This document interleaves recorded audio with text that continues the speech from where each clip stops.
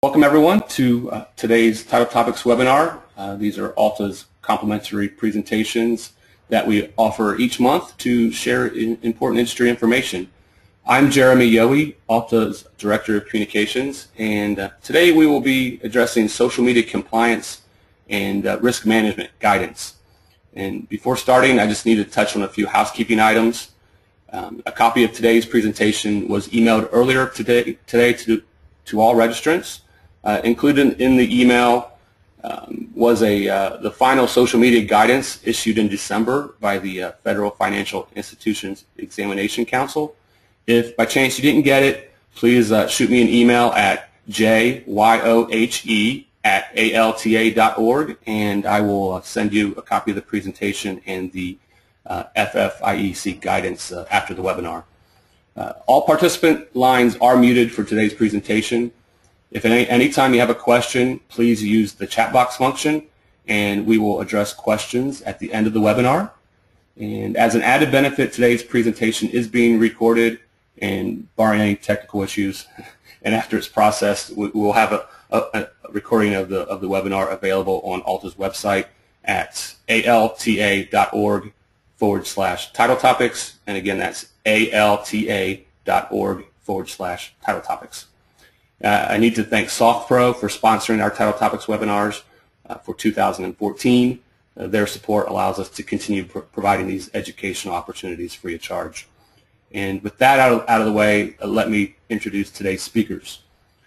First, we have Elizabeth Khalil. She is Senior Policy Analyst in the Supervisory Policy Branch of the FDIC's Division of Depositor and Consumer Protection.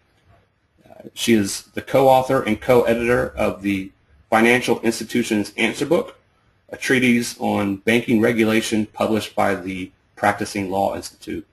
And in her spare time, she contributes a crossword puzzle to the American Bankruptcy Institute's monthly ABI journal.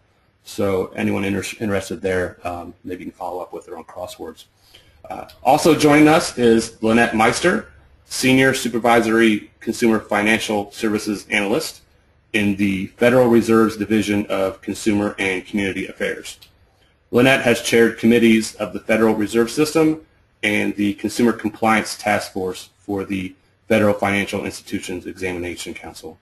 The FFIEC addresses various consumer protection and regulatory compliance issues. So we are very honored to have both of you here today to share with us some guidance on social media. Elizabeth and Lanette, with that out of the way, I'll turn the presentation over to you. Thanks. Thank you, Jeremy. And hi, everyone. We really appreciate the opportunity to be here. I'm Elizabeth Khalil, as Jeremy noted, and my colleague Lanette Meister and I were part of the team that put together the social media guidance that was issued in final form in December 2013 by the Federal Financial Institutions Examination Council, the FFIEC, which is made up of members that are financial institution regulators. So that's us, the FDIC, Federal Reserve, the Consumer Financial Protection Bureau, Office of the Comptroller of the Currency, the National Credit Union Administration, and the State Liaison Committee, which represents state regulators. And representatives from all the FFIEC member agencies have participated in putting together today's materials, like the guidance. Public speaking engagements like these that talk about the guidance are really joint efforts. And today we definitely want to leave plenty of time for questions, but first we'll just walk you through some of the key points of our guidance and how we meant for it to be used by our supervised financial institutions. We understand that many of you on the call today are not banks or other depository institutions or other entities supervised by an FFIEC agency, so you're not directly impacted by our guidance, but hopefully you'll still find this presentation useful in that it gives you a useful perspective on what's going on in the bank space, in the FFIEC supervised institutions space with regard to social media. And of course, for those of you who work with banks or other FFIEC supervised financial institutions, it may be useful to you to help you understand where those entities are coming from and the kinds of issues that they need to address. And you may also find helpful tips to think about when considering your own social media activities. And just a quick disclaimer, as the slide says at the beginning about today's presentation. We always have to give this disclaimer when we go out and do speaking engagements as government employees. The information contained in today's call is for informational purposes only. It's provided as a public service in an effort to enhance understanding of the guidance and the laws and regulations administered by the FFIEC agencies. It expresses the views and opinions of staff from the agencies and is not binding on any of the agencies. But we still, of course, hope you find it helpful. So now I'll turn it over first to Lanette to walk us through some background on the social media guidance, starting on the next slide, slide 1. Thanks, Elizabeth. Hello, everyone. The FFIEC social media guidance was issued in final form in December of 2013, so it's almost exactly a year old at this point. It was effective immediately upon issuance. It was issued by the FFIEC on behalf of its member agencies. The guidance is meant for any financial institution that's supervised by any of the FFIEC agencies. In issuing this guidance jointly on an interagency basis, we wanted to promote consistent supervision by all of the FFIEC member agencies. You'll see on this slide that we've provided links to the guidance as a handy reference to all of the participants. So turning to the next slide, let's talk for a minute about just what is the social media guidance and what does it do. The guidance is a supervisory guidance. It's not a law or a regulation, and it doesn't create or impose any new requirements on financial institutions. It's a guide to existing requirements and supervisory expectations and relevant risk areas. It's meant to help our supervised institutions understand how those laws, regulations, and risks apply to social media activities. And it points out issues that banks and credit unions may want to consider as they plan their social media activities. It really is meant as a practical tool and reference for those members. The key overall message of the guidance is that existing consumer protection and compliance laws and regulations continue to apply to activities conducted via social media, just as they would if those activities were conducted via other channels. There are no new or extra legal requirements that banks need to follow just because they're using social media. At the same time, we wanted to also note some ways that certain risks can arise that are particular to social media. We issued this guidance partly in response to requests from our supervised institutions. We were hearing concerns from them that they were interested in using social media, but were concerned about doing that without clear guidance from their regulators. Some of them wondered if the absence of guidance or other public statements from the regulators meant that the regulators somehow didn't approve of their using social media. We were hearing, too, especially from smaller institutions, that because they have more constrained compliance resources, they were hesitant to get involved in social media. They weren't confident they understood all the rules and regulations and risks they should be keeping in mind when conducting social media activities and developing their risk management strategies.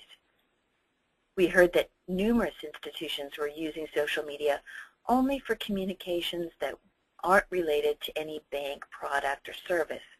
In other words, not any advertising of products like loans or deposit accounts, because they weren't confident that they understood which rules would apply. So we wanted to send a clear message that we as regulators do see value in financial institutions' use of social media, and that the guidance is not meant to discourage institutions from using social media. Consumers and institutions can both benefit from social media when it's used in a manner that's consistent with applicable laws, regulations, and considerations of risk, such as we discuss in the guidance. To name just a few examples, using social media can help financial institutions reach a wider array of potential customers. It can provide greater insight into what current and potential customers need. It can be a helpful way for financial institutions and consumers to interact, for consumers to have their questions answered and provide feedback. It can also provide consumers with greater access to financial institutions to give them a wider variety of choices and options. It can be a tool for financial education, and there can be many other potential benefits on both sides. So now let's look to slide 3, the next slide, and take a moment to go over just what the guidance covers. The guidance applies to social media, quote unquote. So how do we define that? We define social media in the guidance as a form of interactive online communication in which users can generate and share content through text, images, audio, and/or video. So this is a fairly broad definition. We purposely made it broad. We wanted to give some specific examples of types of social media so that people would understand what we meant, but we didn't want to be too narrow either. So we did give some examples of social media that people would recognize, like Facebook and LinkedIn, but we didn't name every single type of social media in existence.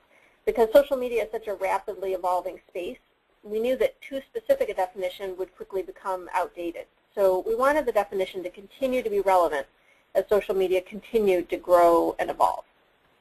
So in the end, we decided to include messages that are initiated and or received on a social media platform, because those messages are an inherent part of social media. By contrast, we decided that it did make sense to exclude emails and text messages that exist outside social media. We do point out in the guidance, though, that financial institutions should be aware of other laws, regulations, and guidance that may apply to such emails and text messages, those emails and text messages that exist outside social media, even though this particular guidance does not apply to those messages. All right, moving on to slide 4. Now, the overall content of the guidance can be thought of in 3 major categories.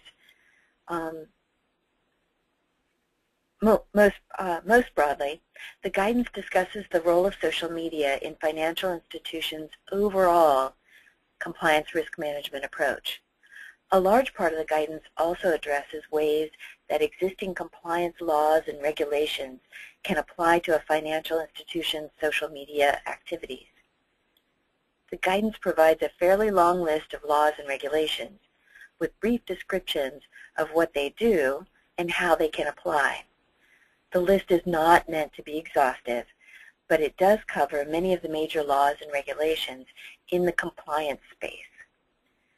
The guidance also talks about risks that may be relevant to consider when thinking about social media. These aren't new risks. They're all risks that our supervised institutions are already familiar with, like operational risk or third-party risk, but they may come up in ways that are specific to social media.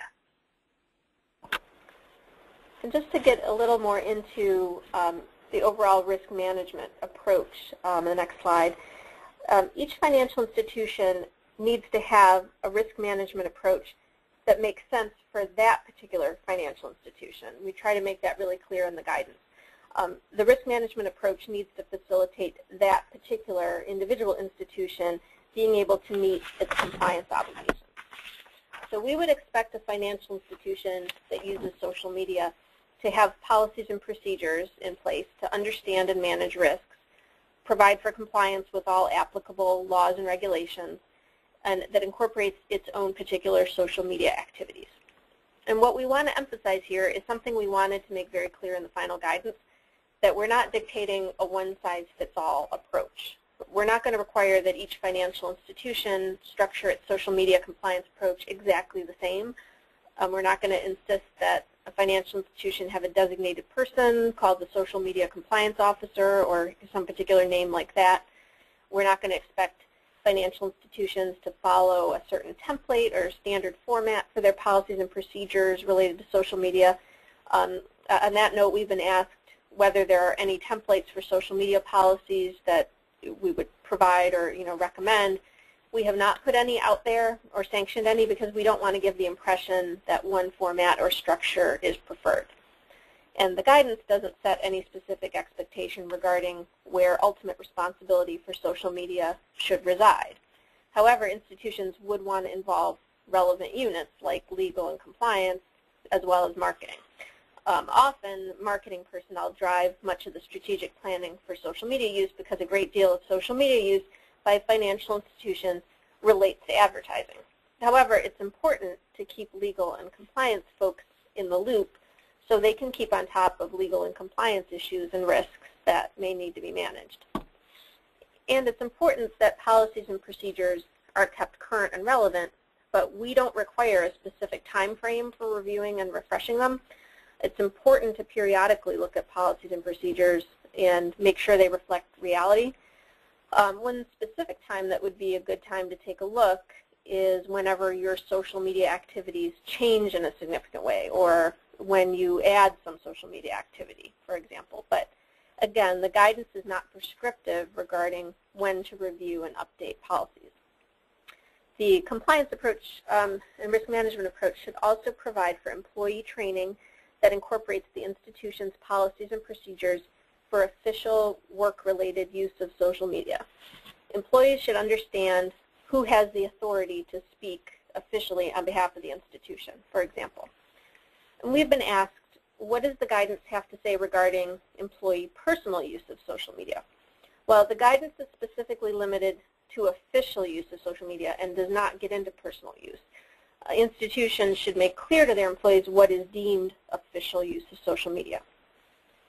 So in sum, overall, what's important at the end of the day is that each institution find a compliance approach that gets them to a place where they're complying with all applicable laws and regulations and understanding and managing all relevant risks, and where relevant employees understand and are on board with that approach. And we're not dictating one particular way for them to get there. Now on to slide 6. As we said, our overall message with the guidance is that existing laws and regulations continue to apply to activities conducted through social media just as they would if the activity were conducted through another channel. So no new or additional requirements apply just because the social media is being used. A large portion of the guidance is essentially a compendium of laws and regulations, and this is meant to be helpful reference for financial institutions, for institutions to use when they're planning their social media activities. We would note that not every law or regulation will apply to every institution or to every activity, but we provided a broad selection of laws and regulations to try to include those that would be most relevant to financial institutions. As our group was thinking about how to craft this particular part of the guidance, we decided not to provide detailed hypothetical case studies. For one thing, especially if they were too detailed and specific, that kind of approach, this case studies and hypotheticals, would quickly become outdated as technology and the use of social media evolves. Instead, we wanted to keep a broader discussion of the application of each law in the hopes that the guidance would be relevant for a long time to come. The laws and regulations we discuss in the guidance touch on numerous areas of financial institution activities. There are a variety of ways that the use of social media can implicate consumer protection and compliance laws and regulations, including with regard to advertising or disclosures, and importantly, privacy of consumer information.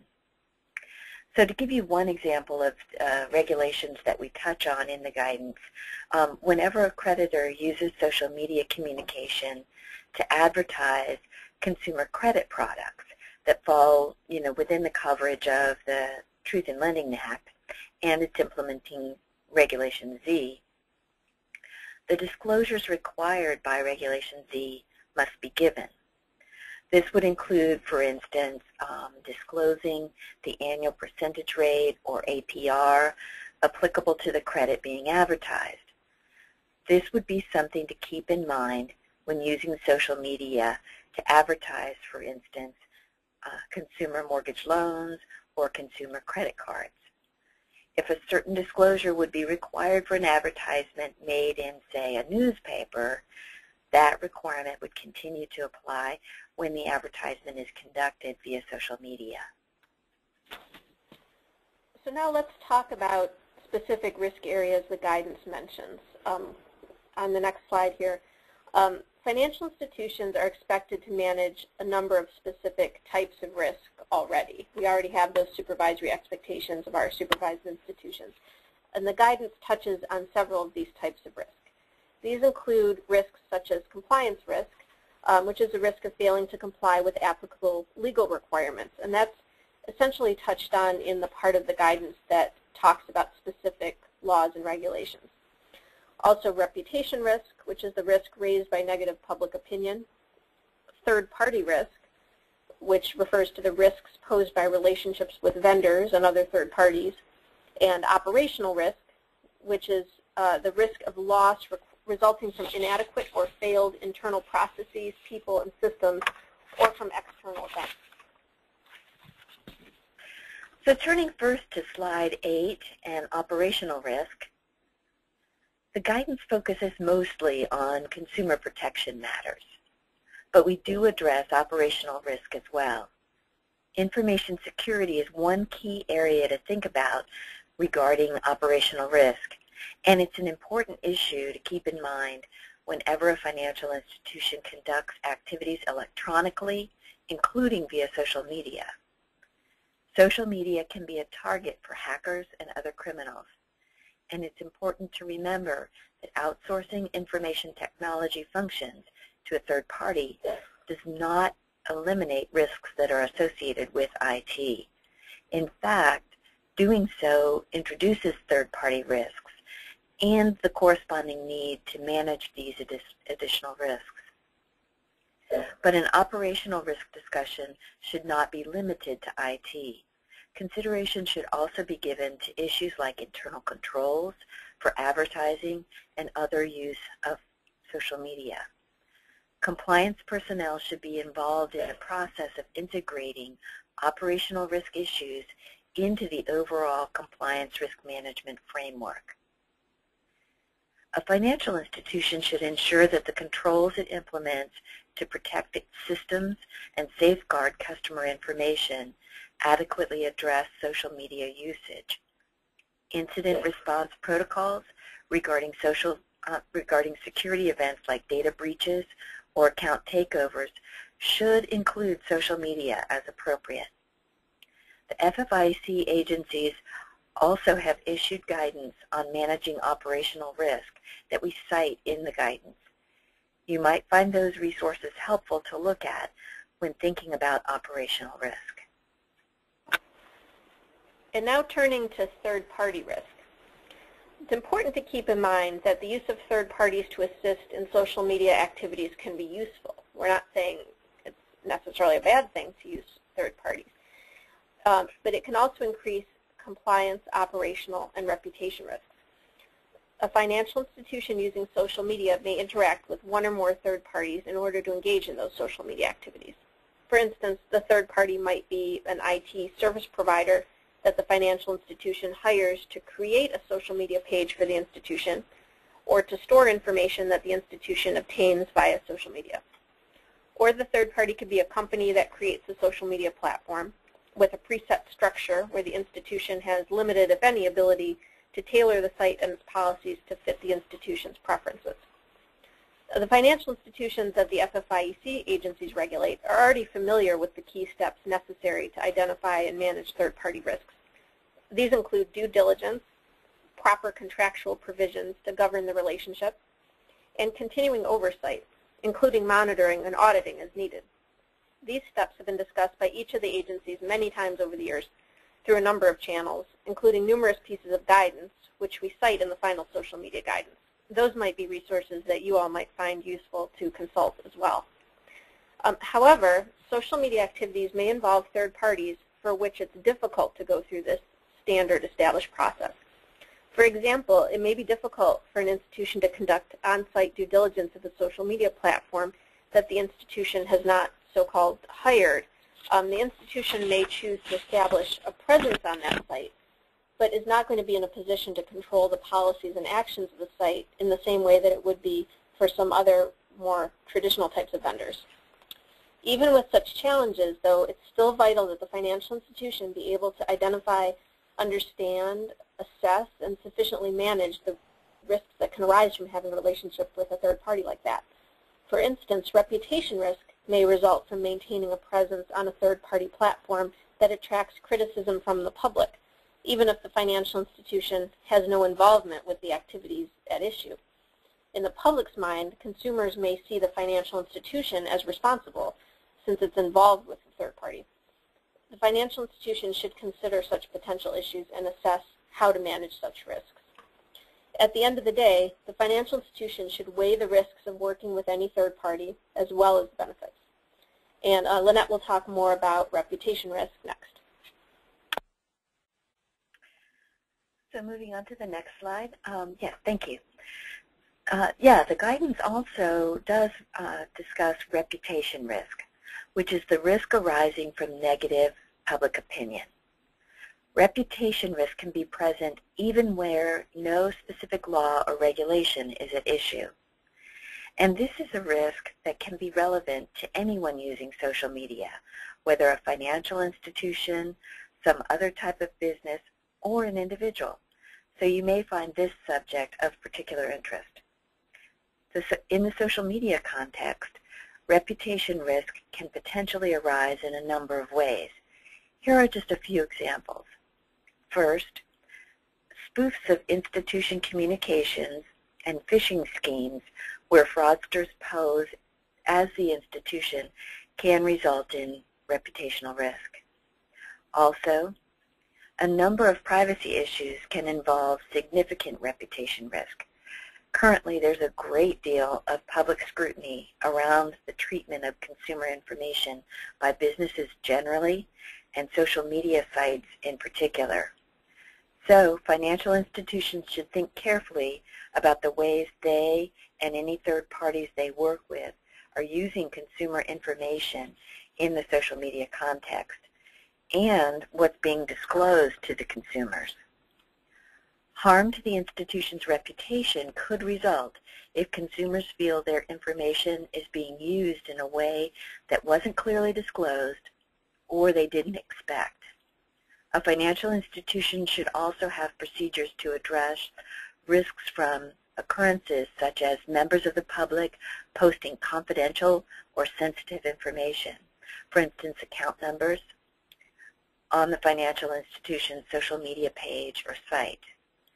And two, consumer complaints and inquiries submitted through social media pose an additional area of risk. For instance, reputation risks exist when a financial institution does not address consumer questions or especially complaints in a timely or appropriate manner. We want to note that the final guidance does not require financial institutions to monitor and respond to every single Internet communication. The guidance's coverage generally is limited to the communications that occur on the financial institution's own site. However, a financial institution is expected to take into account the results of its own risk assessments in determining the appropriate approach to take regarding monitoring of such comments and whether and how to respond to them. So to wrap up this portion of our presentation, what are some key takeaways from the guidance? We'd say existing consumer protection and compliance laws and regulations continue to apply to activities conducted through social media as they would apply to activities conducted through other channels. So generally focus on the activities at hand and try to line them up with the laws and regulations at issue to see if they fit in. Just because social media is being used, again, does not mean that there's some heightened standard or special way in which the laws and regulations apply. The key message is that they continue to apply. Similarly, existing risk areas, such as those associated with the use of third parties or reputation risk, also continue to be relevant. And a financial institution's overall compliance risk management approach should be tailored to that specific institution rather than a one-size-fits-all approach. And finally, again, this guidance is meant as a helpful reference for our supervised financial institutions to use in their efforts to address risks related to social media as part of their overall compliance risk management programs. And again, we want our supervised institutions to know that we don't intend to discourage them from using social media. On the contrary, as we've noted, when financial institutions use social media, there can be benefits to the financial institutions themselves and to consumers. So we hope that this guidance will help institutions become more comfortable in their ability to use social media while addressing all necessary compliance issues. And we also hope that it's of interest to you and provide some useful food for thought in your own activities, including as those activities intersect with our supervised institutions. So that concludes this part of our presentation, and we're happy now to take as many questions as we have time for. I know we have some in the queue, so I'll turn it back over to you, Jeremy. Yeah, thank you, Elizabeth and Lanette. Yeah, we wanted to hold a good amount of time for discussion and Q&A, and we have had a few come in. And Elizabeth, as you concluded there, you were talking about how these guidelines are for financial institutions, but there is some intersection.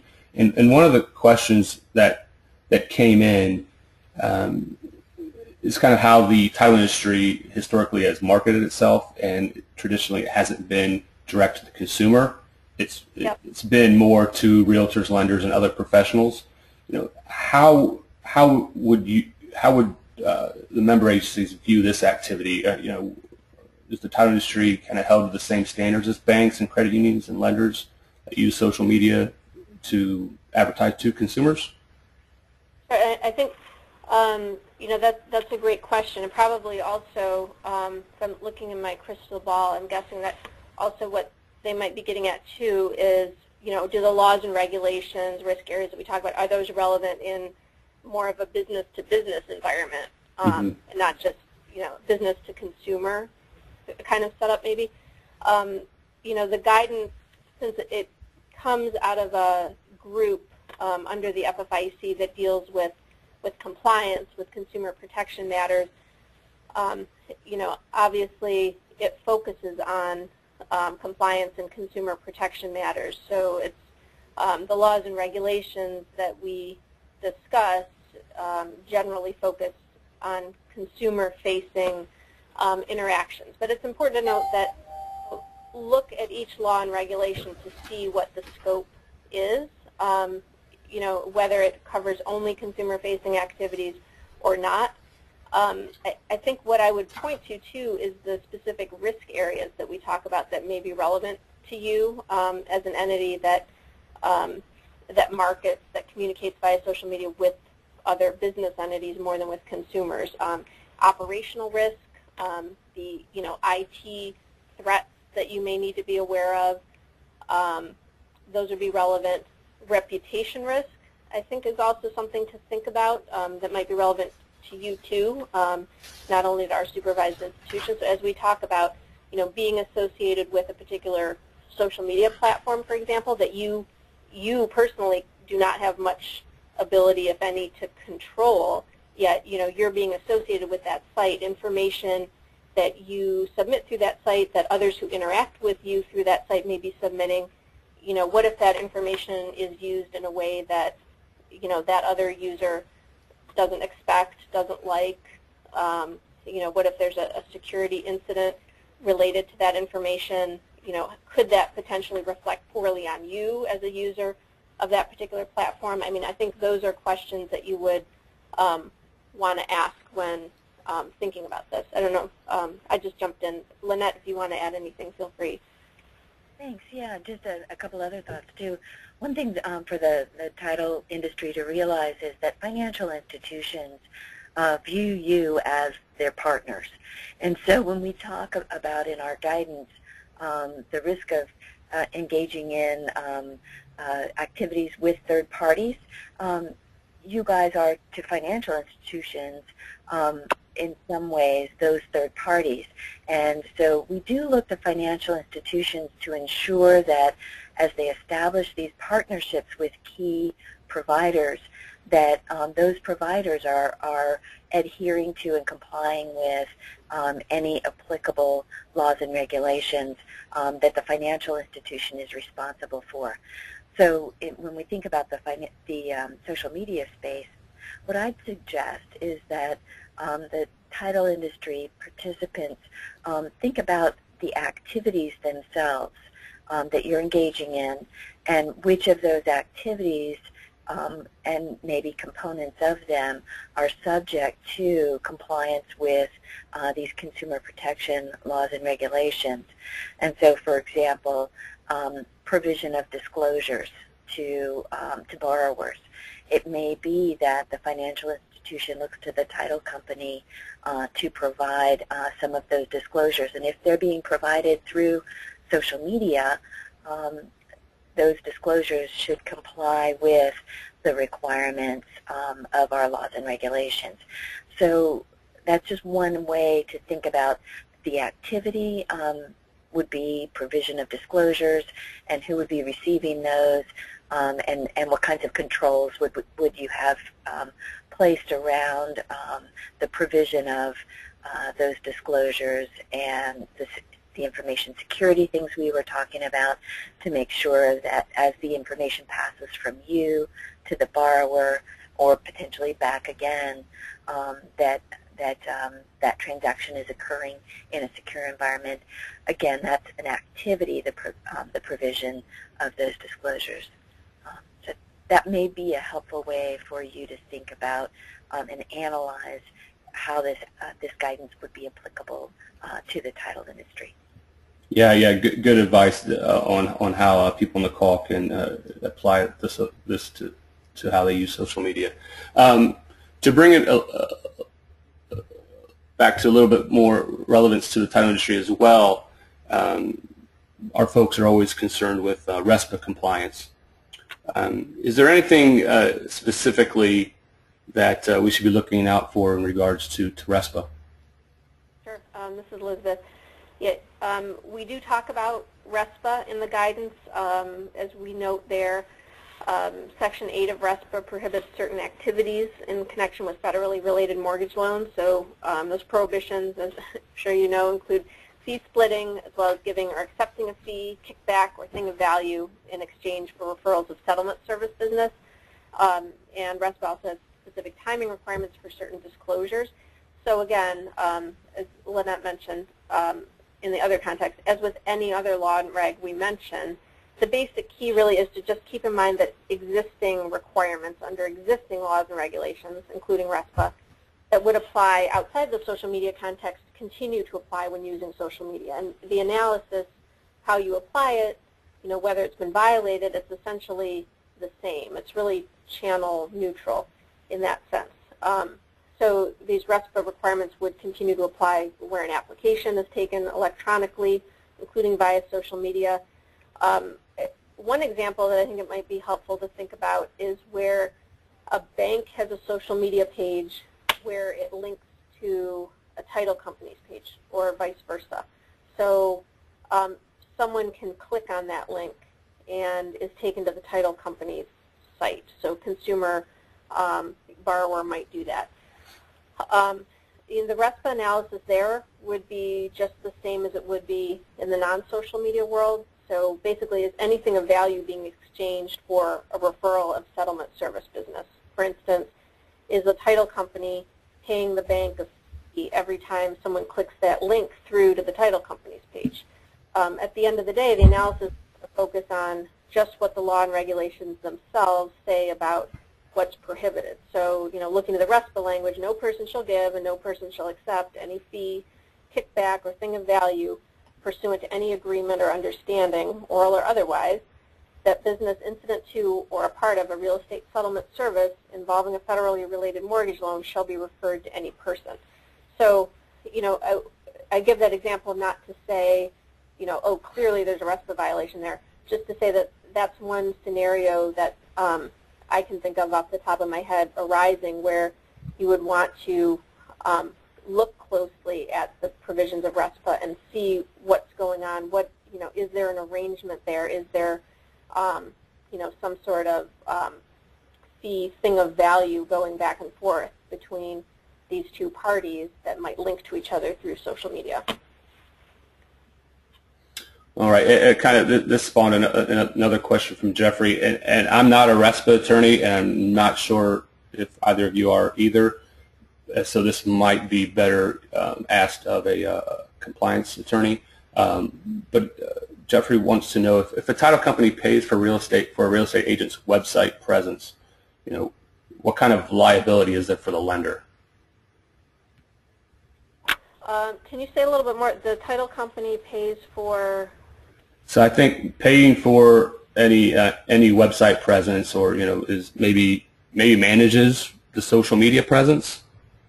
Yeah, again, just to the extent this is helpful, the analysis again is just looking closely at the provisions of RESPA. Is something of value, kind of changing hands in exchange for a referral for settlement services as described, in the specific language of RESPA. Yeah, I think a good way to look at it is, if social media or website is a way to market your business. If it's illegal activity in this bucket, it's going to be illegal activity in social media bucket. In some ways, social media, the involvement in social media is a bit of, I don't know if red herring is the right term, but it's, the presence of social media isn't what, makes it a violation or not. It doesn't really change, the analysis. The analysis is the same.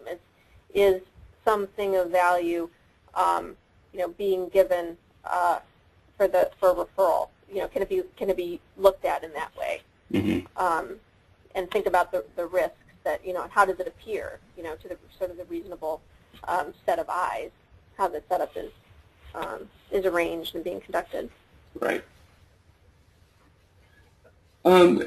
So the FFIEC guidance is federal guidance. Do either of you know if there's any information or guidance that will be coming down the pipe from state regulators and how they view social media activities? So this is Lanette. I'll take that one.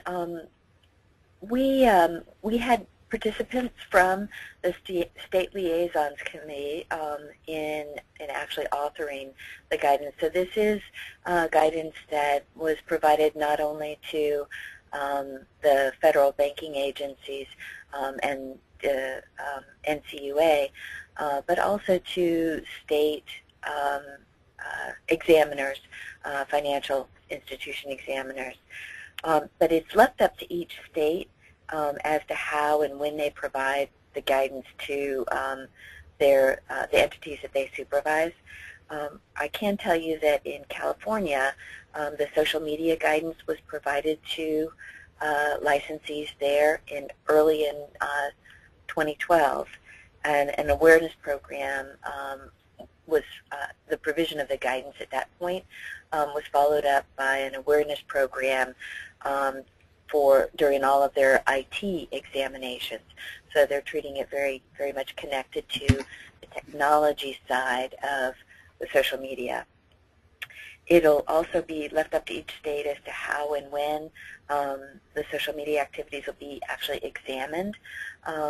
In California, again, the banking examiners and credit union examiners actually started a formal review of social media of their supervised entities in the fourth quarter of 2013, concurrent with the finalization of this guidance. So we're seeing some activity in the states to actually apply this guidance and have conversations with their supervised entities, but it's really on a more of a state-by-state basis. Okay, thanks, Lanette. I've had a few questions come in on employee use, and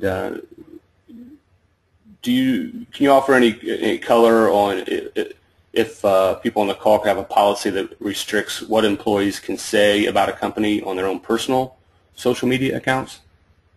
Sure. This is Elizabeth.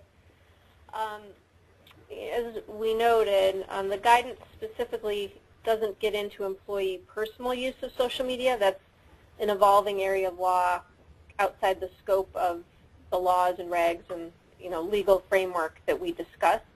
And we would expect our supervised institutions to comply with all applicable laws, including employment-related laws, but this guidance doesn't address those laws, that employment law framework specifically. Instead, we focus on employee use of social media in an official capacity. So when employees are speaking officially on behalf of the bank, in that case, institution, we expect them to have policies and procedures in that area, including appropriate training of employees. So employees understand what official use means. So, who has the authority to go out there and speak officially on behalf of the institution, who should be doing that, when you can do that, and so forth, and what official use means. So we don't get into strictly personal use of social media. We really don't take a position on that in this guidance. That doesn't mean that we're saying, you can do this, you can't do this with regard to personal use. This guidance just specifically does not get into that area, except to the extent that we say, our supervised institution should decide, figure out what is official use sort of versus personal use, and make sure that employees understand what that means. Okay. One thing I would add to that too, Jeremy, is that our guidance is targeted primarily at institutions that are planning or already have a social media presence.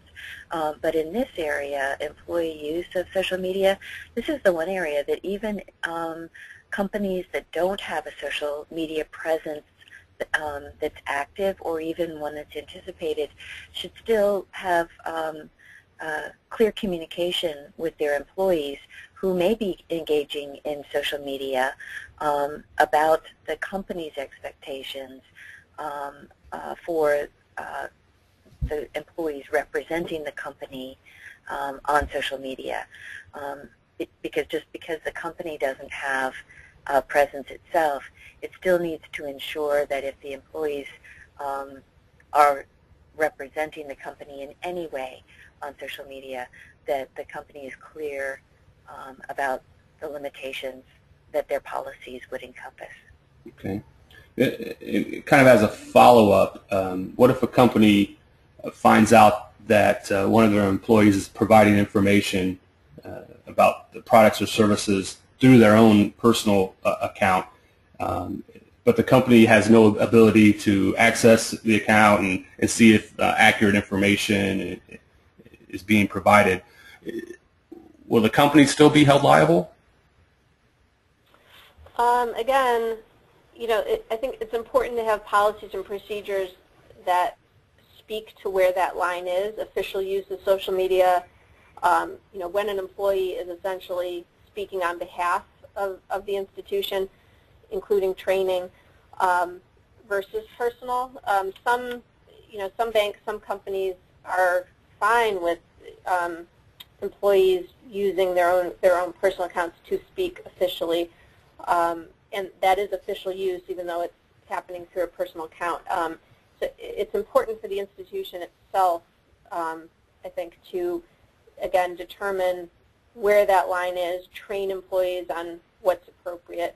For us, sort of from an exam perspective, if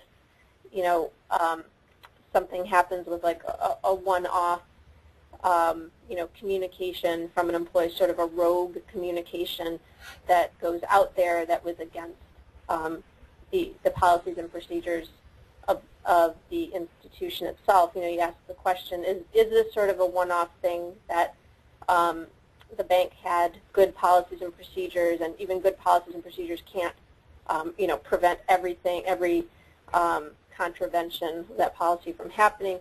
Or was this foreseeable because there was no policy and procedure in place? Nobody knew, employees didn't know what was acceptable, what was not, what was official use, what wasn't. So I think, from a practical perspective, you're never going to prevent every incident of somebody going out there and saying something that you would prefer that they not say, but you can do your best to kind of control, anticipate that by establishing good policies and procedures about official use and conducting training to try to make sure as much as possible that everybody, all your people are kind of on the same page about what people should be saying. Yeah, definitely having a clear policies and procedures would go a long way. I know some of our member companies block access to some social media sites. YouTube and Facebook are a couple that come to mind because as a trade association, we use them, but then some of our members reach out to us and say, hey, it sounds like you have good content there, but, my employer won't blocks those access to those sites on the job. The FDIC, we actually put out quite a bit of content via YouTube, and we do hear from our supervised banks sometimes that they have trouble accessing it because they don't allow YouTube access at work. Right. We're getting toward the top of the hour. Just as a reminder, if you have any questions, please use the chat box function. If we don't get your question, please feel free to reach out to Elizabeth or Lanette. Their contact information is there on the screen. We'll take a few more questions and then wrap up today's call. I have a few questions that came in about managing content, and we'll touch on a few of these and wrap up today's call. Question asks that they allow users to post messages on their social media site. What's your take on companies removing negative comments? Jeremy, that when we talk about actually removing content from social media, because of the nature of social media, steps like that can actually pose a number of risks to the company. It could give the users a mistaken impression about the merits or the downsides of doing business with that company, or whether the products that company offers are ones that that consumer should engage in. Also, when considering whether and how to use social media, companies should consider the reality that users often post negative remarks on social media, and the institution, the company, should be ready and prepared for those negative remarks. It doesn't mean that the company must or even should respond to all those negative remarks, but just the fact that negative remarks are going to be made shouldn't come as a surprise, and that should be part of the plans that the company has in place for managing its social media presence. Yeah, it can get a little unwieldy trying to respond to all the posts, social media posts. If it's Facebook and then all the following comments. But any thoughts on whether a company should respond to all comments, or how do they manage responses to social media content? It's really going to depend on that company's culture and its own risk assessment. I think that kind of gets into the arena of we want each company to think through how it wants to manage its presence, what its goals are for being there, and how social media fits into its strategic plan. And as it's having those discussions internally, that's where it will make its determination as to how fully it plans to engage in these kinds of discussions as they're posted on social media sites. Okay.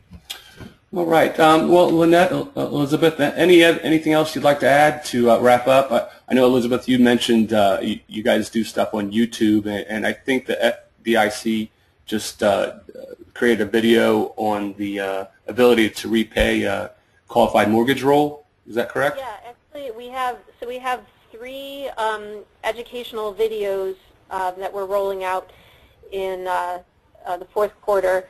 We have one on ATR-QM that was just posted on the FDIC's website. It's on our YouTube channel. You can also view it directly on the FDIC's website. If you go, the press release was posted just today, so if you go to the FDIC's homepage, it has a press release there that will give you all the information. So there are 3 videos on the CFPB mortgage rules. The first one is ability to repay qualified mortgage.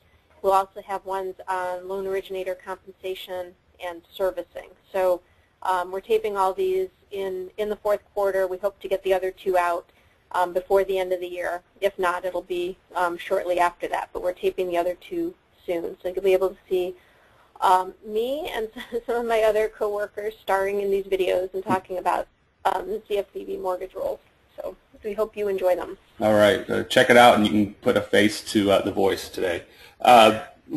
We talked a lot about compliance and liability today.